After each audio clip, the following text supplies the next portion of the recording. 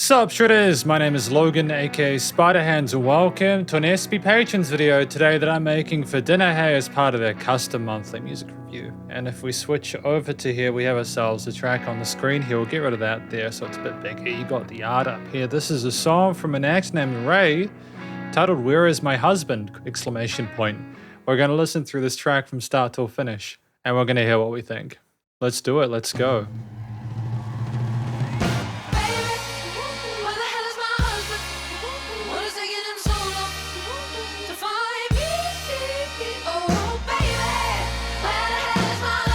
Great vocal layering technique.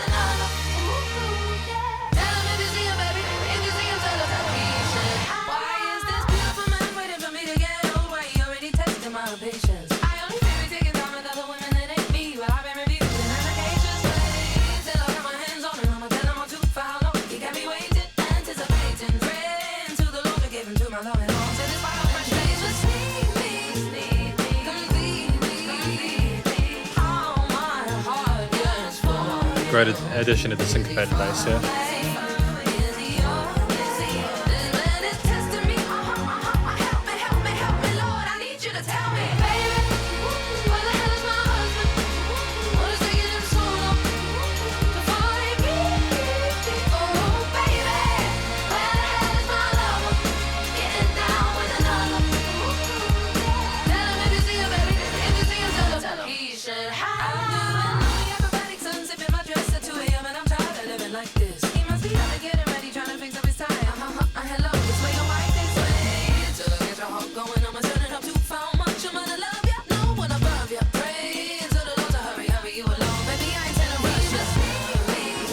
Sort of transition to the bridge here.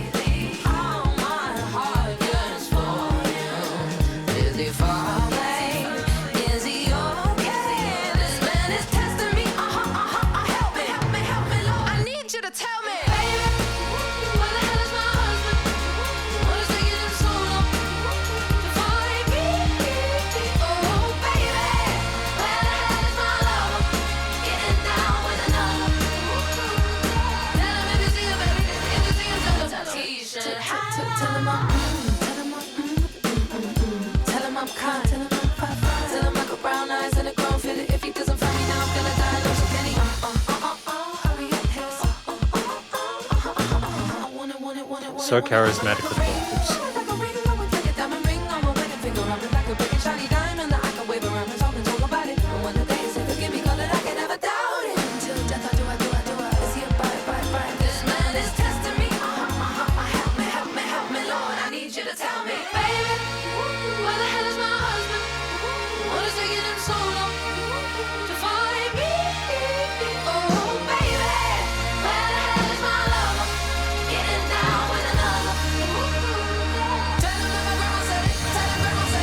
Your husband is coming.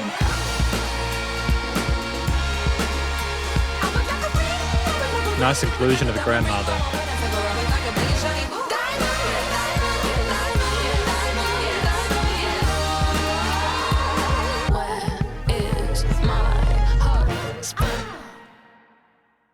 So that was a stunning, unique display that I haven't really heard a lot of. I really appreciate a lot of what's going on within this track, and we're going to talk about it more in the conclusion. Because welcome to the conclusion of my review of this track from an act named RAYE, titled "Where Is My Husband?", a song that I've got a lot of positive things to say about. In this section, we're going to talk about my overall thoughts. It's like a song analysis. We're going to be talking about it in general, the various musical facets of it, the positives as well, any applicable constructive critique, and then finally we're going to talk about my overall thoughts on it as a listener. But first, before we get into that, what do we think this song's about?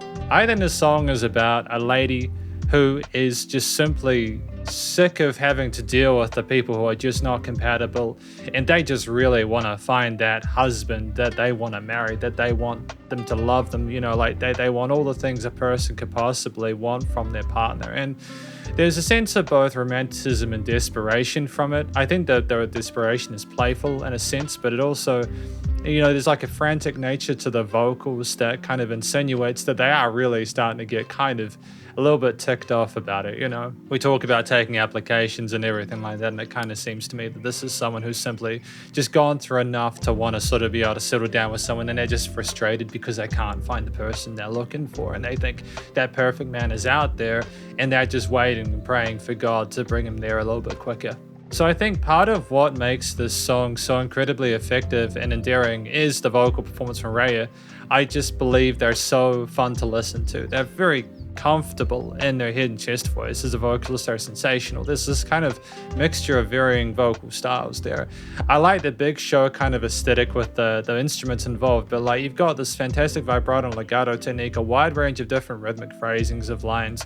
We have this kind of melodic rapping that goes along in some parts, but we also know how to sort of belt and sing and do vocal layers and harmonies, and we have interesting thirds and fourths and all sorts of different intervals included. There's just a lot of really cool concepts introduced and put forward in a way where, with the vocals being the focal point in this track, you really need them to shine, you need them to pop off. And I think that what we couple really neatly here is both a really strong overall vocal performance with the expression making sense. It's very kind of chic and very kind of cool, but you also get that feeling that they really are just sick of having to wait, and they really do want that person in their life.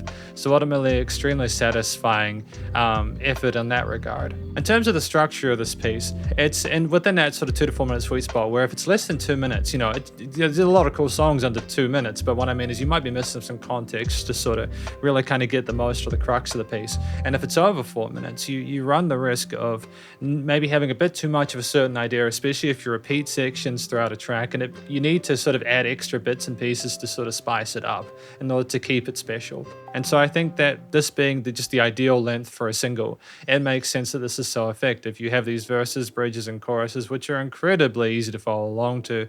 We have like a middle-eight-ish kind of thing, as well as an interlude there as well. And there's variations with the instrumental layers, but there's just so much flavor and color with the vocals that you really pay attention to that most of the time, to an extent where if I was passively listening to this, not, you know, reviewing it, I would hear it and just mainly focus on the vocals and very little else. There's a fantastic groove to the percussion with a variety of sort of different 16th, 8th, and quarter notes. Very comfortable with the kit. We've got a nice sort of acoustic, raw, organic tone to it. We also have some hand drums, if I'm not mistaken, there. There's various types of percussion in there, if I'm not mistaken. I do like the kind of jazziness of that tone, as well as the overall sort of like speed and excitement around it. I think that when you have the keys, there is staccato highlighting chords or accenting certain notes within the harmonies or sort of bass lines. And the bass as well, when it comes in, is either playing on beat or syncopated in a way where it stands out and adds a further bit of sort of like funkiness to it. I appreciate that it works diatonically within the key signature and doesn't offer too many chromatics. It's very much a supportive player and very much in time with the kick for the most part. We have these just going back to the drums, I'm just hearing these fantastic ride parts. They were very comfortable with the ride cymbal. Just as a fantastic freshness to the way that the drums have been produced as well, or they just sound so refreshing to listen to. It's just it's a really fun thing to hear, and you feel a sense of excitement and enthusiasm from it. It transfers neatly. It also helps that it's an incredibly competent technical performance, should I say, on the drums as well. So there's not a note out of place, and the tempo is kept very well.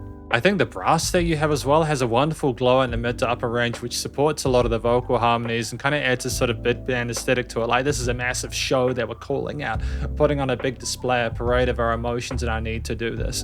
And I think we also have an organ in one of the parts where it sort of slows down a little bit there for a little bit of sort of like of a kind of a metering, like you think about wedding, getting married and stuff like that, you can kind of imagine it being like a church performance or something like that, like kind of a little bit of sort of gospel in there as well. I really dig that. And I like that as we go through the track, we have more of the brass coming along, knowing that it's not going to interfere, because we've previously heard it sort of behave very well with the vocals. You simply have that brass continue to sort of make it seem more sort of like upbeat because of the kind of glow of the upper ranges. You're reinforcing certain notes within some of these extended chords and harmonies that don't overcomplicate it because of those focuses. But just, again, we have a lot of harmonies within this from the vocals alone. There's just so much sort of attention to detail in that regard. And I love a lot of it's just a really well-written song, and you can tell they spent a lot of time looking through every single bar and going, how can we put stuff there? How can we add to it? There are absolutely no moments where there's really time to pause, I think, because they're trying to make it more frantic, but also retain attention, and I can respect that. I mean, like, you have the part where the grandmother is you know, they speak and it's a bit quieter there, and you kind of like have like a bit of like applause and like a bit of acclaim for that. And then you have like that ending there where things, you have the brass and everyone come in on that final hit and kind of fade out. But it's just such a journey and adventure throughout, which is just really satisfying and pleasing to listen to. So overall, I think instrumentally extremely strong. There might have been instruments I missed, but those are the main ones I heard, and I just think anything else is, again, incredibly supportive. There were no moments where I was kind of alienated by what was going on or taken out of it. There is a sort of a main sort of like, it seems majorish in its approach. You've got some interesting, like there's a bum bum bum bum, like you've got like a major focus with the key is what I'm trying to sort of say. There are some minor elements there, but ultimately we're not trying to be too sort of like downtrodden or down in the dumps about it. I just feel like it might be a little bit too sort of heavy, especially for the affectation of the vocal performance and the instruments involved. I don't think that we're trying to do a funeral procession or anything like that. We're simply, there's like a nervous excitement, I suppose. And I think with a story like this, the positive sort of like styling of it with the chord choices and scales and stuff like that make people want to sort of stick with it, even with that kind of like spicy chromatic that's there. And so, yeah, honestly, I think the chord progressions, this music sounds like it's trying to sound huge and, again, get the attention of the man that she's trying to get. So I think studio production, you know, recording, mixing, mastering, absolutely no issues whatsoever with the vocal leveling. The recording was fantastic. They didn't need any help in post. They can just clearly sing. Any of the sort of like key or bass or drum parts or, you know, the brass and anything else that I've missed with it, the tambourines, the organs, etc. The grandmother coming in with their piece as well. Everything's just wonderfully level. It's spread around the stereo field, you know, music surrounds you in the headphones. Nowhere to, you know, resonant frequencies in the frequency spectrum there, that's well balanced too. There is a little bit of dynamic range, but it's like kind of glued, compressed, where it's like tight, but you know, things can breathe. It's nice and loud without pumping, so the bus compression is limiting, is handled, and ultimately just it's commercial grade. I understand what this had literally 195 million plays on Spotify. It's an incredibly well produced track, which I think will also gather an audience from like its story alone, as well as just the proficiency of the performance and everything around. It's just a great all-rounder. Personally, for me, I've got absolutely no complaints about it. When you've got this much going on from the main sort of lead act, you know, angle, you don't really need to add much more within the piece. There's just plenty of fan service, I think, within this, things for the listener to sort of enjoy, sort of bop along to, and it manages again to keep a nice sort of kind of like favorable sort of groove to the percussion, whilst also, how do I say this? Whilst also adding enough for people who want a little more sort of sophistication to it. You've got all parties sorted.